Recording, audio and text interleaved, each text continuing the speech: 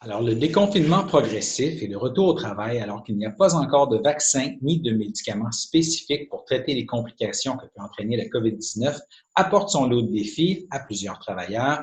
Et le défi, les doutes et les hésitations peuvent être encore plus grands lorsque le travailleur ou la travailleuse est aussi un proche aidant pour une personne vulnérable de son entourage.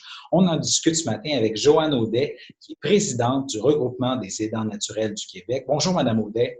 Bonjour. Alors, le déconfinement progressif met les proches aidants dans une situation délicate. Pouvez-vous d'abord nous l'illustrer un peu? Bien, en fait, lundi, le premier ministre a annoncé que les écoles secondaires allaient demeurer fermées. Donc, pour un parent qui a un enfant qui a une déficience intellectuelle ou une maladie dégénérative, ça fait en sorte que ces personnes-là ne pourront pas retourner au travail parce qu'ils ne peuvent pas laisser leur enfant seul à la maison. Donc, ça pose des enjeux de retour au travail très complexes, des choix déchirants, la négociation aussi avec les employeurs pour s'assurer, là, dans le fond, de maintenir le lien d'emploi. C'est ce qu'on ne souhaite pas, que les gens perdent leur lien d'emploi à cause d'une situation comme ça.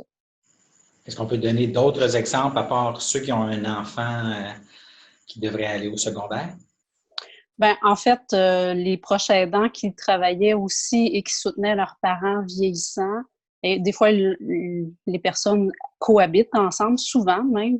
Donc, est-ce qu'on va travailler en laissant la personne seule? Des fois, c'est très fragile, des problèmes cognitifs, par exemple. Là. Donc, on ne laisse pas notre personne seule parce qu'elle pourrait quitter le domicile. Donc, il y a quand même des enjeux là, de conciliation en ayant plus accès à du répit à l'extérieur du domicile, comme les centres de jour qui permettaient aux proches aidants de s'impliquer sur le marché du travail, d'être présent, d'occuper un emploi à temps partiel souvent, mais maintenant, ce ne sera pas possible parce qu'on n'a plus de ressources extérieures qui acceptent de prendre notre proche. Est-ce qu'il n'y a pas aussi le risque, par exemple, de donner la COVID si on l'attrape au travail et la ramener à une personne âgée? Tout à fait, ça fait partie des craintes des proches aidants actuellement. Donc, il y a beaucoup d'enjeux qui sont soulevés, pas beaucoup d'indications non plus sur financièrement comment on va faire pour tenir le coup si on décide qu'il y a trop de risques justement de retourner au travail. On ne souhaite pas contaminer notre proche. Donc, je pense qu'il faut éclaircir. Le ministre Boulet hier parlait de mesures dans la loi sur les normes du travail pour soutenir les personnes qui allaient décider de rester à la maison parce que justement les risques sont trop élevés.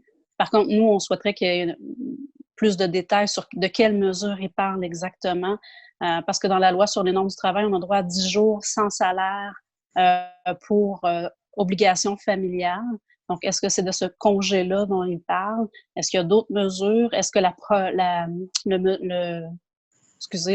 la prestation d'urgence du fédéral va pouvoir être maintenue, même si on est rappelé au travail et qu'on décide de pas se rendre, dans le fond? Ça, c'est plus côté fédéral qu'on attend des réponses sur...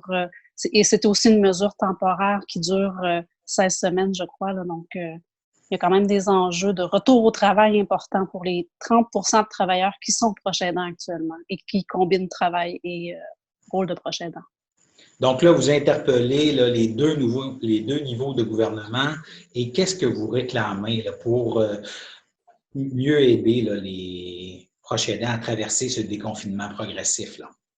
Mais étant donné que le gouvernement provincial a donné le choix aux gens de demeurer à la maison ou de retourner au travail, donc on s'attend à ce que quand même les mesures soient clairement énoncées. Qu'est-ce qu'on peut faire dans cette situation-là? Ça touche de nombreuses personnes au Québec et qu'il y ait du soutien financier de la prestation d'urgence soit maintenu et même prolongé jusqu'à un certain niveau là, parce que on peut aller jusqu'en octobre avec cette prestation-là. Mais qu'est-ce qui arrive par la suite? Comment les gens vont se débrouiller?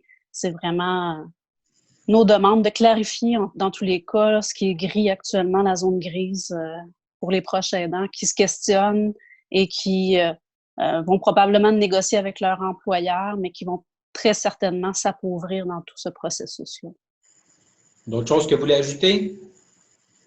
Ben, en fait, nous, on souhaite vraiment que les gens demandent de l'aide, appellent dans les ressources pour les soutenir. Vous êtes l'occasion aussi de transmettre le message parce que l'isolement pèse lourd actuellement, on le constate. Les gens sont épuisés, n'ont plus accès à du répit. Vous savez, vivre confiné avec une personne, par exemple, qui a l'Alzheimer, ça peut devenir très, très lourd en n'ayant pas le soutien de notre famille, en n'ayant pas le soutien de ressources spécialisées. Donc, on dit aux gens de demander de l'aide. Il existe une ligne sans frais. Je vous la donne si vous me permettez. Le 1-855-852-7784. C'est la ligne Info Aidant qui existe et qui est disponible là, partout au Québec.